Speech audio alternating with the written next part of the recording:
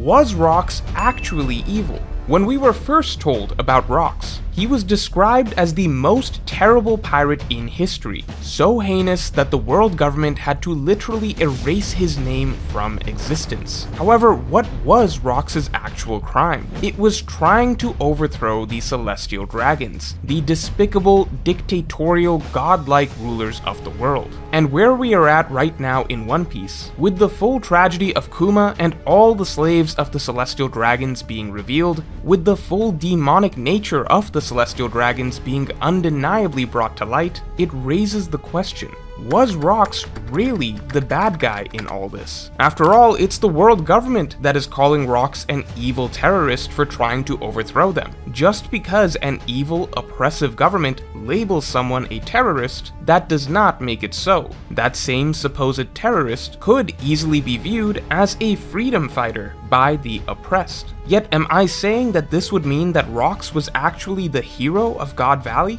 No, I don't actually believe that either. What the story of Rox is shaping up to be is one of the most morally nuanced character storylines in all of One Piece. There are key details in Sengoku's explanation that suggest that things aren't so black and white. Details that suggest it's not so simple as Rox was a terrorist force of evil, therefore he was a bad guy, but also not just the world government is an oppressive regime, therefore Rox must have been a good guy. So what then is the true story of Rox? What are we supposed to think of this man? A revolutionary hero before his time? Or a force of evil that absolutely needed to be stopped? Today we're going to break down all the details and clues littered throughout the story so far, going all the way back to the early arcs of One Piece to determine the truth about Rox. But before we get into it, make sure to subscribe. So to begin with, the fact is that no matter how bad we have been told that Rox was, his entire story so far has been told by the Marines' side. And if there is one absolute truth, one message that has been beaten into our heads over and over throughout One Piece, it is that history is written by the winners. The single most iconic speech in the series makes this crystal clear to readers, and of course it is something that is reflected throughout One Piece in countless arcs. Be it Skypiea, Dressrosa, Drum Kingdom, what we constantly see is that brave rebel forces are characterized as criminals by unjust regimes. In the same vein, the world government called the Rox pirates terrorists. They called them a rampaging force of evil. They said that Rox committed too many crimes and broke too many of the world's taboos. And yet, they would likely describe the modern-day Revolutionary Army in exactly the same way. Dragon is the supposed worst criminal in the world, after all. And we know all too well that Dragon is a brave, noble, altruistic figure. The Revolutionary Army are the heroes of today.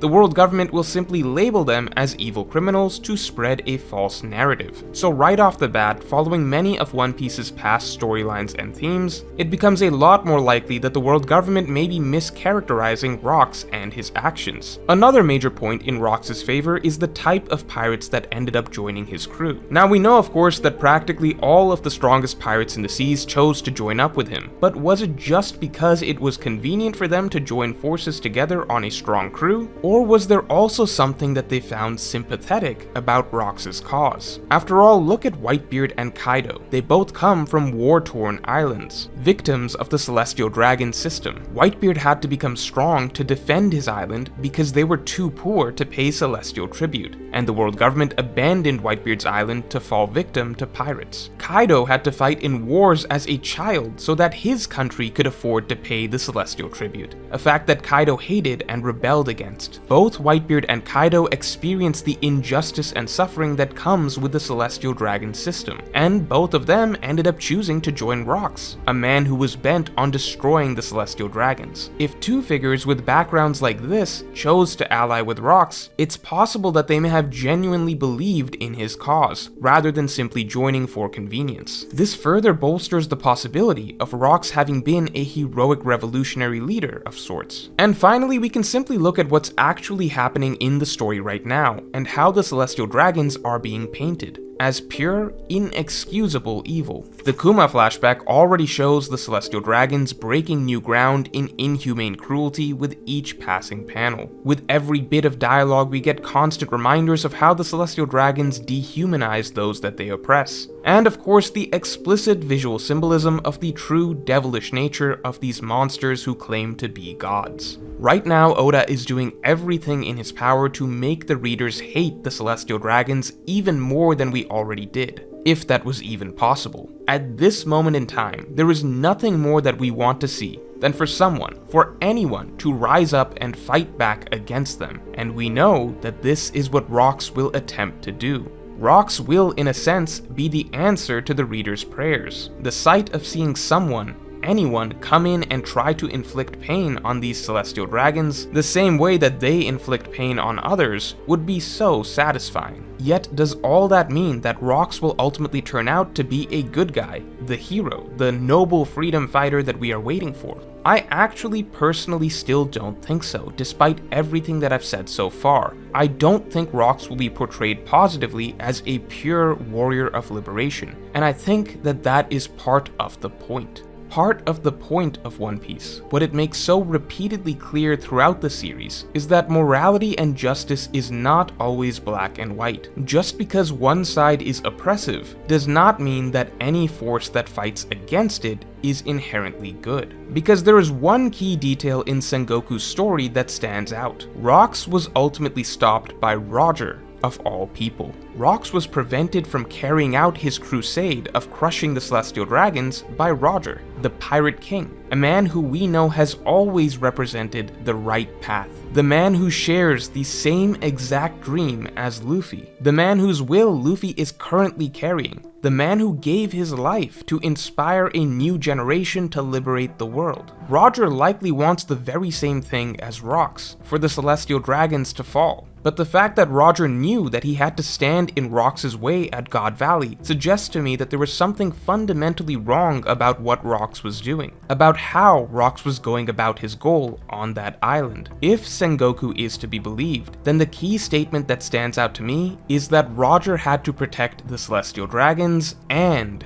their slaves. If Roger had to protect slaves from Rocks, then that means that Rocks' rebellion against the celestial dragons also put the innocent lives of slaves at risk. It sounds as though Rocks may not have had any regard for whether or not innocent slaves had to die for him to achieve his goals. And if that is the case, then it no longer matters how noble Rocks' goal was. Rocks can no longer be looked at as a hero. If whatever Rocks was doing was so terrible that Roger had to step in to stop him, even if it meant saving celestial dragons in the process, then that suggests to me that Rocks ultimately is not going to come out of this looking like a hero. Because what also needs to be remembered is that Oda is very nuanced in his messaging across the entire narrative. Whereas it's true that in many arcs we see this framing of an evil authoritarian force that unfairly labels those who try to rebel as criminals or terrorists, at the same time, Oda shows us the flip side in other arcs of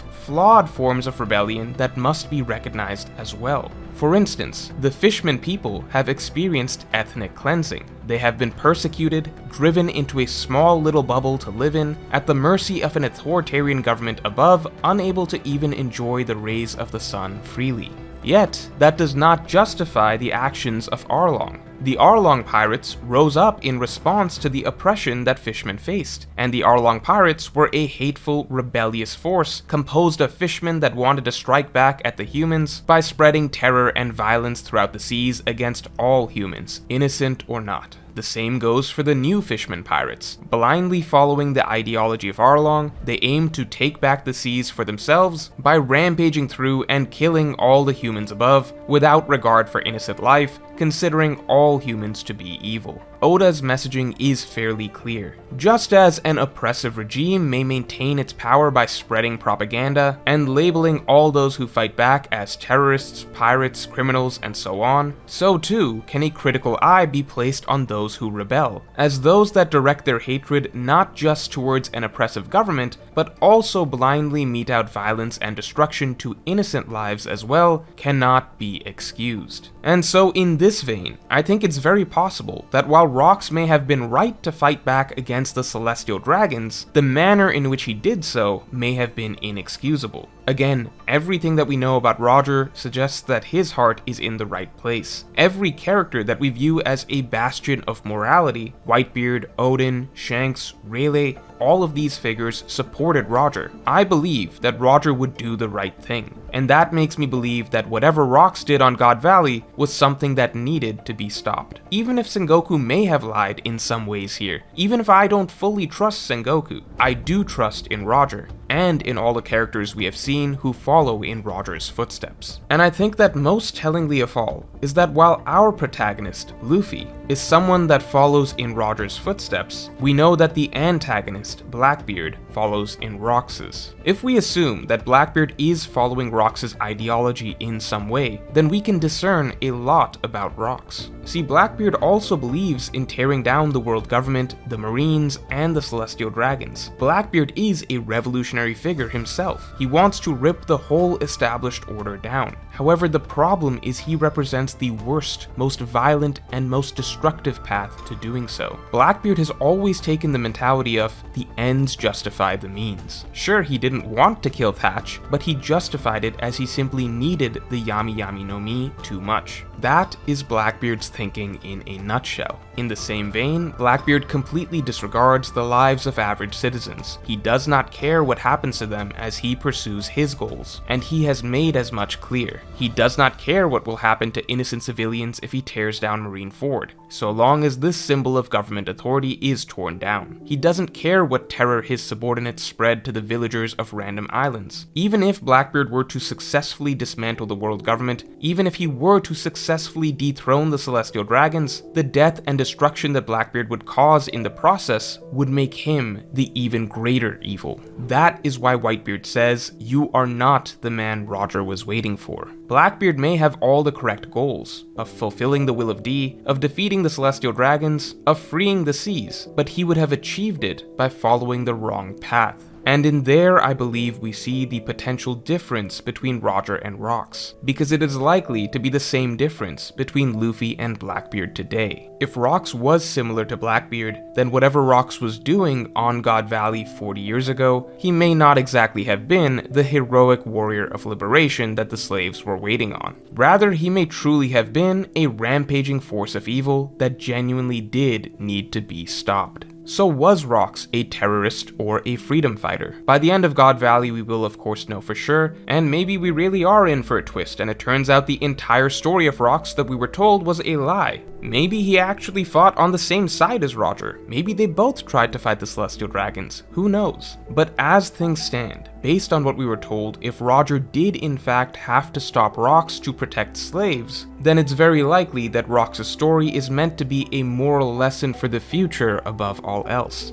A moral lesson that while we are in this final saga about revolution against the Celestial Dragons, it is just as important to remember that even the idea of revolution is nuanced. Just because someone is fighting an evil oppressive force does not automatically make that individual good. The moral path a rebellion takes matters as well. It may be cliche, but two wrongs do not make a right. So maybe we need to see the failures of a flawed revolutionary before we can see the true warrior of liberation, a man pure of heart, actually bring freedom to the world by walking the right path. But let me know what you think the truth of Rox's character will be in the comments below. And if you enjoyed this video, then definitely like and subscribe. And you can get my extended thoughts on what really went down between Rox and his crew on my weekly podcast by supporting me on Patreon. Link in the description below.